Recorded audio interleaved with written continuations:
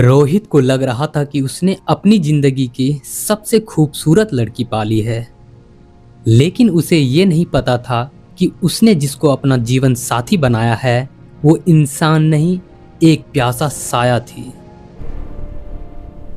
और अब असली खेल शुरू होने वाला था।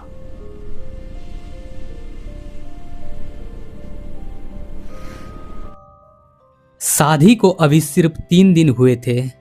घर में सब कुछ सामान्य चल रहा था।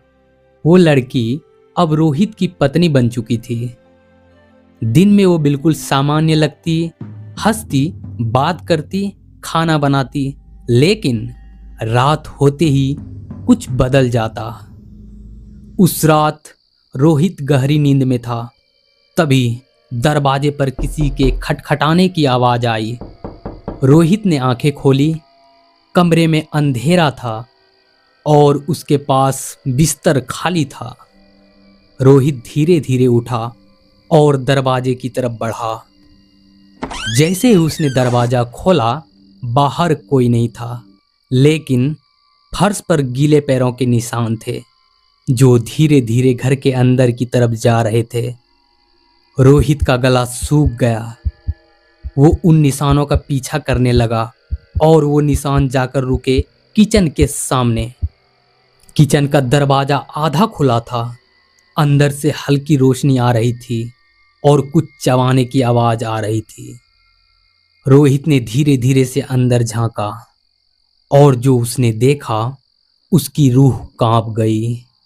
वो लड़की जमीन पर बैठी थी और कच्चा मांस खा रही थी। उसके हाथ खून से सने हुए थे और आंखें पूरी काली। अचानक लड़की ने सिर उठाया और सीधा रोहित की तरफ देखा।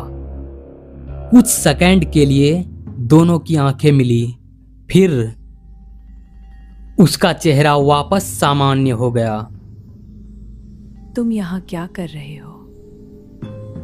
वो पानी पीने आया था। तो पानी पी लो और सो जाओ। अब हर रात कुछ न कुछ अजीब होने लगा। कभी रात को फुसफुसाने की आवाज, कभी बाथरूम में खुद व खुद पानी चलना, कभी आईने में अजीब परछाई, और सबसे डरावनी बात, वो लड़की रात में कभी सोती नहीं थी। रोहित अब डर के साये में जी रहा था। उसे लगने लगा कोई हर समय उसे देख रहा है। एक रात उसने महसूस किया कोई उसके पीछे खड़ा है। वो धीरे धीरे मुड़ा, लेकिन वहां कोई नहीं था। फिर आईने में देखा, उसके पीछे वो लड़की खड़ी थी।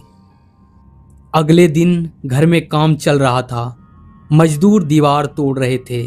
लड़की किचन में थी। एक मजदूर ने आवाज लगाई, भाभी जी, एक रस्सी देना। कुछ सेकंड तक सन्नाटा। फिर किचन के अंदर से एक हाथ बाहर निकला, लेकिन वो हाथ असामान्य रूप से लंबा था। हड्डियां खींचती हुई, उंगलियां मुड़ती हुई, और वो हाथ सीधा मजदूर तक पहुंचा। मजदूर की आंखें फट गई। उसने ऊपर देखा। लड़की अभी भी किचन में खड़ी थी, लेकिन उसका हाथ 10-12 फीट तक फैला हुआ था। मजदूर डर के मारे भागा। वो इंसान नहीं है। रोहित का दिल जोर से धड़कने लगा। अब उसे यकीन होने लगा था कुछ बहुत गलत है। उस रात रोहित ने सच्चाई जानने का फैसला किया। वो छुप कर बैठ गया और इंतजार करने लगा। आधी रात के बाद लड़की उठी, लेकिन इस बार वो चल नहीं रही थी। वो जमीन पर रेंग रही थी। धीरे धीरे उसका शरीर बदलने लगा। हड्डियां मुड़ने लगी, चेहरा फटने लगा और उसकी आंखें पूरी तरह काली हो गई। अब रोहित डर चुका था। वो अगले दिन एक तांत्रिक के पास गया। तांत्रिक ने सब सुनकर कहा, तुमने एक चुड़ैल से शादी की है। वो तुम्हें धीरे धीरे खत्म कर रही है। रात 12 बजे तांत्रिक घर आया। जैसे ही उसने कदम रखा, हवा भारी हो गई। लड़की मुस्कुराई। तुम मुझे नहीं रोक सकते। तांत्रिक ने मंत्र पढ़ना शुरू किया।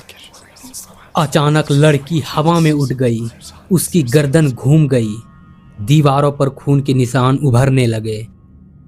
वो जोर से चीखी, मैं इसे नहीं छोड़ूंगी।